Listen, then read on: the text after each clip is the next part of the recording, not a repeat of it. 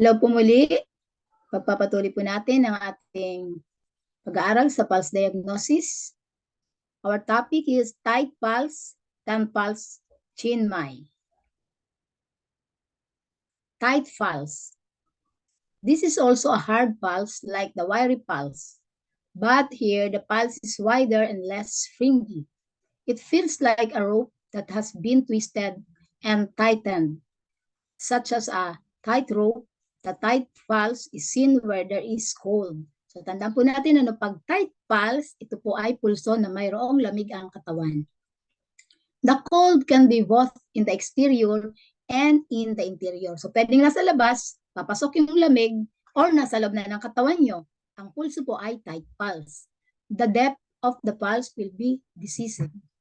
The tight pulse can also experience when there is pain. So kung may kirot po, tight pulse din po yung ating mararamdaman sa pasyente. So tight pulse, pattern of imbalance, ito po ay cold and pain. So yung typical combination po nito, ang tight and slow, syempre dahil slow, ito po ay cold. Tight and superficial, invasion of wind, cold. Superficial po, tandaan natin, pag superficial, yan ay may wind cold. Tight and deep, siyempre yung deep, internal excess cold. Tight and slippery, tandaan natin, pag may slippery, lagi yan may phlegm or meron siyang cold and phlegm stagnation. Damp or phlegm ang slippery. So yung pulse description po, the tight pulse is hard and feels like a rope being twisted. Imagine po ninyo, no? Pag nagpulso kayo, may mararamdaman kayong parang rope na nakapilipit. It is strong and has a springy feeling when the pressure is released. So, although not as springy as the wiry pulse. Next is tight pulse. Ang description po nito, the pulse rises and falls with strength and vibrates to the left and right. So pag nilagay niyo yung inyong fingers dun sa pulsuhan, nakakaramdam po kayo ng parang tinutulak. Pagka din yung ganun, parang may tumutulak dun sa inyong mga fingers. Yan, nararamdaman yung vibration. So ang traditional description po nito, like fingers on a tightly stretched and twisted cord. Imagine po ninyo yon. Snapping back and forth, yung nagkakalabit kayo. Tense and taut, forceful, vibrating. So ito po ay unstable and movable. Other translation po nito ay tense. Ayan po yung pulse image. Parang flat siya, no? Pag nilagay mo yung kamay mo, makakaramdam ka nung parang ang hirap pumitik. Pero pag dumating dun sa fingers mo, may vibration. Yan po yung tight pulse. Pulse quality, malakas po yan. Sobrang malakas, nararamdaman talaga ng inyong fingers. Yon, taut. Yun, kasi nga parang nahirapan siyang pumitik. So, ayun, nagba-vibrate and flat shape. So, yung clinical significance po nito, in general, the tight pulse indicates cold and can be found in many different conditions. So, tandaan po natin na pag tight ay sign of cold. An external invasion of wind, the floating tight pulse indicates the invasion of wind cold with the prevalence of cold. Ito po yung Greater-Young pattern. Prevalence of cold within the identification of pattern according to the 6 stages. So, kung may combination na po ng wind, ang tight pulse, external invasion po to. Ibig sabihin na papasok sa inyong katawan. Pag internal condition naman po, ang tight pulse, nagsasabi na indicates cold, usually full cold. Although it can be combined with empty type, pulse quality and condition of empty cold. Like the wiry pulse, it may indicate chronic pain, usually from cold. Yan. Sabi naman, pag nakakaramdam tayo ng tight pulse na yan, pwedeng dahil sa pain or empty cold.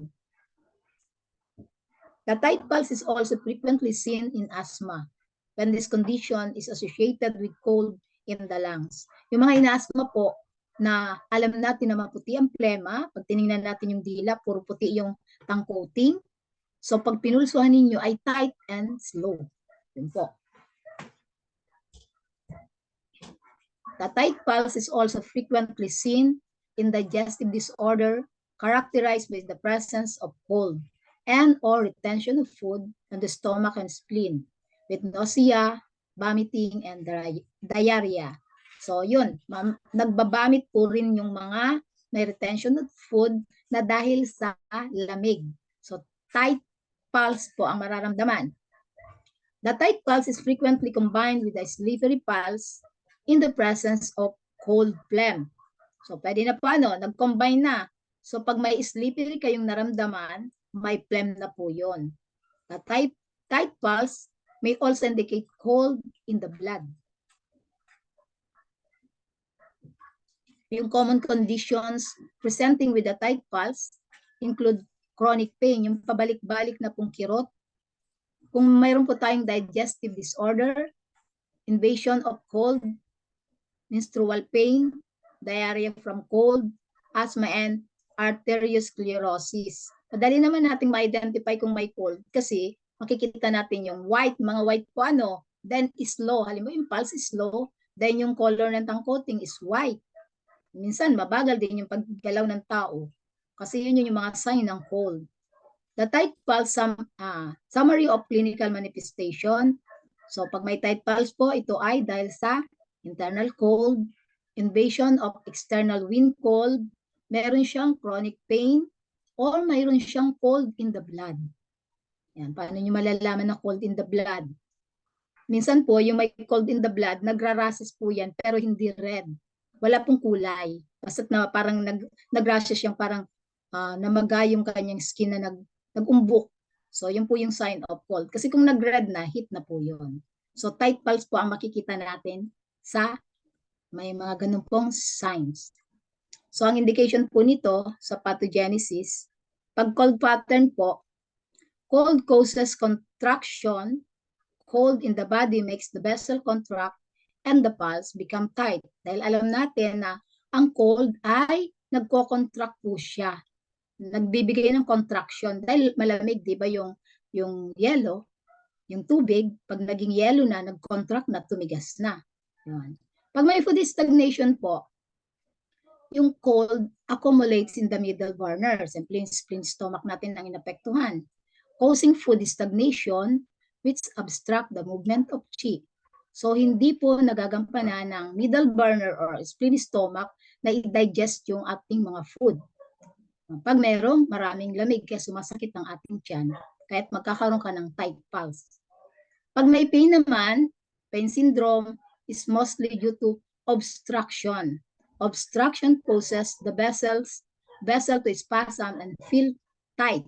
So kung may pain, syempre, nagkakaroon po ng pagbabara. Kaya kung may pagbabara, hindi makakadaloy ang dugo, kaya yung vessel po natin ay maninigas. Pag pinulsuhan mo, ay tight. Sa biomedicine, this pulse can be caused by vasotonic increase, blood volume increase, or an increase in cardiac stroke volume. So yung nagkakaroon po siya ng mga paninigas po yan So tight pulse ang nararamdaman doon. Combination. Pag nag-tight and floating po yung pulse, ibig sabihin nito may invasion of wind cold within the prevalence of cold, with the prevalence of cold. So papasok pa, may pumapasok na lamig, hanging lamig, tight floating. Pag tight deep naman, nagsasabi ito na may dati ka ng internal full cold. Marami ka ng dating lamig sa loob ng iyong katawan. Pag tight full, nagsasabi po ito na may chronic pain from the cold. Pag tight fine, denotes empty cold occurring against a background of stomach and spleen deficiency. Pag tight overflowing naman, nagsasabi po ito na may ulcer or carbuncles. Tight choppy is seen in chronic painful obstruction syndrome from cold. Tight slippery denotes cold phlegm and common in asthma. Lagi lang na po nating tandaan na pag slippery ay phlegm or damp. Tight firm indicates blood stasis from cold. So, differentiation of similar pulses. Wiry. The tight pulse and the wiry pulse share the common characteristic of feeling hard or on pressure and being springy. So, halos similar po sila, ano. So, yung difference lang nila, ang tight pulse is thicker. Mas manipis, mas makapal, thick. Than the wiry pulse. Ibig sabihin, pag pinulsuhan mong ganon, mas nararamdaman mo yung tight pulse. Parang mas malakas yung pitik, mas maramdaman mo sa iyong fingers. And feels like a rope rather than a string. Wiry pulse feels like a rope rather than the string of a musical instrument. And that the wiry pulse is more superficial than the tight pulse. So yung wiry ay superficial. Ang tight pulse hits the finger more forcefully. So, yun po yung pagkakaiba. Ayan, imagine po ninyo yung drawing na yan.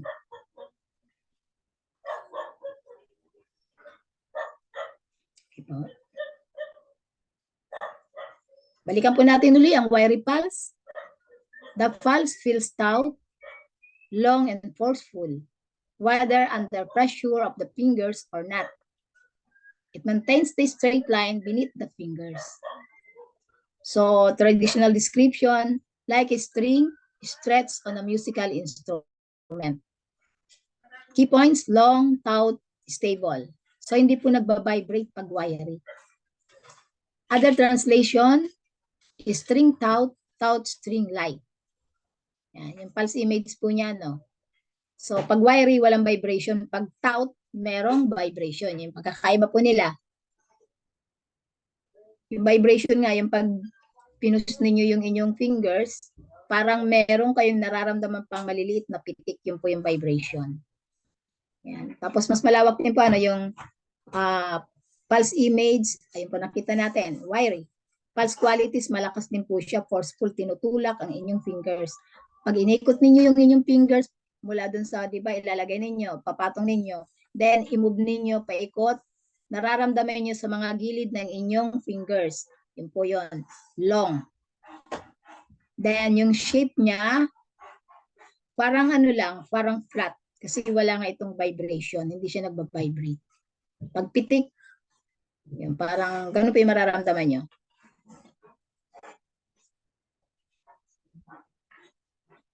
So, ano pong indication nito ng wiry pulse? Karaniwan ng wiry pulse, ang affected organ is, huwag po natin kalimutan, liver and gallbladder disease. Liver and gallbladder organ. So, disease po niyan. Maaaring siya ay may phlegm, may pain, or may malaria. May malaria po. In biomedicine, arteriosclerosis, increase of arterial pressure, peripheral resistance, or basotonia, hepatitis, cirrhosis, hepatocarcinoma, hypertension. Yan. Ang pathogenesis po nito, wiry pulse is manifestation of tense vascular chi. Yan. May tense po yung ating vein. The liver is chiefly responsible for the dispersion and regulation of flow of chi, di ba? Gawain po yun ng liver, di ba? Yung smooth flow of chi and blood.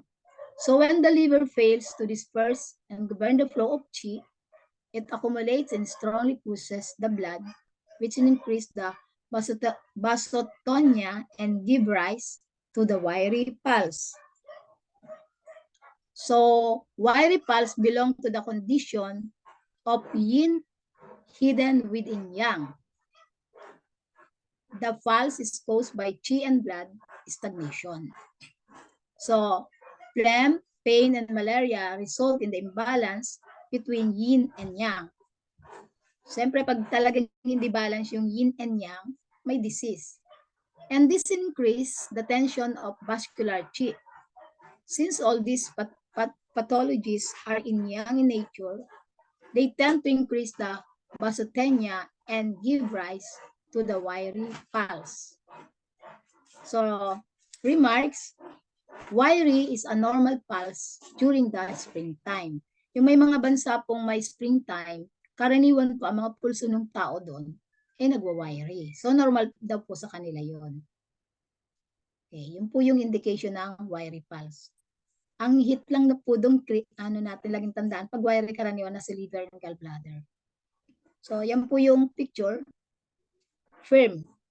The firm pulse is full. Pag wiry naman, can be felt only in the middle and deep levels.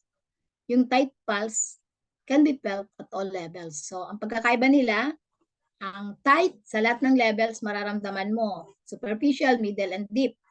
While the wiry, sa middle lang po at deep siya nararamdaman. Hindi mo siya mararamdaman sa superficial. The tight pulse feels more knotted, like a rope, than the firm pulse.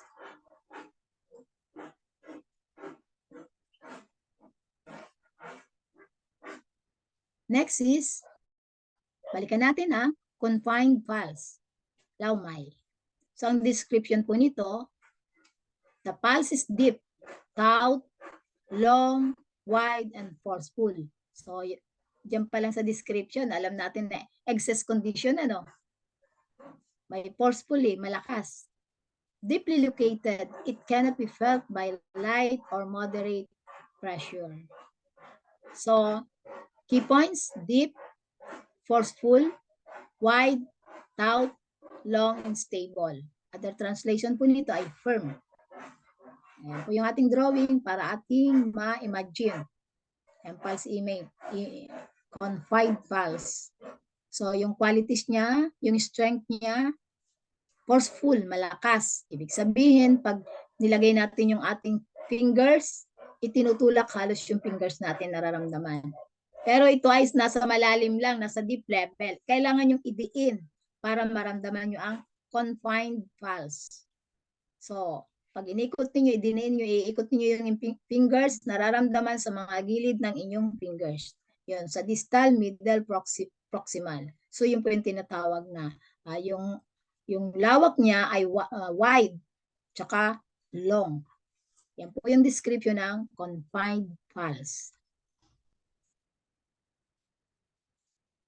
So, indication, interior excess cold syndrome. Ibig sabihin, kailangan yung magbawas dito o mag-sedate kasi excess condition. Yung mga may sakit mo ng hernia, yung may mga lumps, tsaka mga masses, confined pulse po ang nararamdaman. In biomedicine, yung may mga arteriosclerosis and chronic nephritis. Pathogenesis, because of accumulation of in cold, it traps the young chi within. The hands, the chi, and the blood cannot move to the surface. So, dahil sa lamig po, hindi makagalaw ngayon yung chi at saka yung blood. Then, the pulse feels confined. Hindi nga makaga-move dahil dun sa lamig.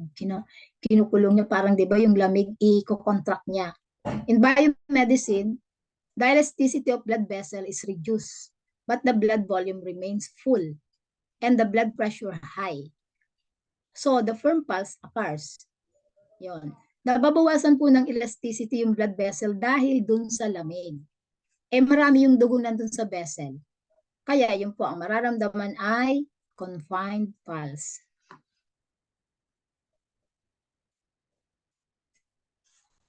Yung clinical significance, according to Lee Sishen, sa front position po, difference between left and right front position, sabi ni Lee Sishen, does not expand on this. Pag middle position, severe chest and abdominal pain. Yan, dahil alam naman natin yung nasa middle position, andun ang liver and spleen. Pag rear position, syndrome from excess cold, running piglet syndrome, or may hernia pain. So, thank you for your attention.